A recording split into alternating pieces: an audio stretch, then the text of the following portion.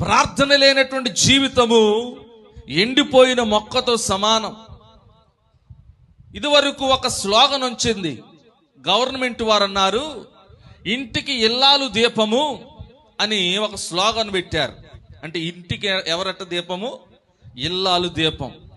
కానీ క్రైస్తవులుగా మనమేమనుకోవాలో తెలుసా? ఇంటికి ఇల్లాలు దీపం అయితే మన ఆత్మీయ ఇంటికి మన ప్రార్థన దీపముగా మార్చుకోవాలి. దేవునికి స్తోత్ర, హల్లెలూయా.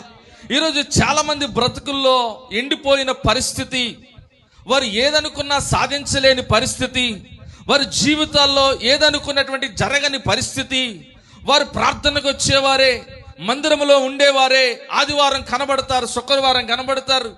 కానీ ఎందుకు వారి జీవితాలలో మేలు జరగటం లేదు అని అంటే, వారి జీవితంలో ఉండవలసినటువంటి ప్రాథమికమైనటువంటి ఒక సత్యం ఏంటి అంటే, మీ జీవితంలో లేనిది కావలసింది ఏంటో తెలుసా? ప్రార్థన ప్రాథమికంగా కావాలి. దేవునికి స్తోత్రం కలుగునుగా.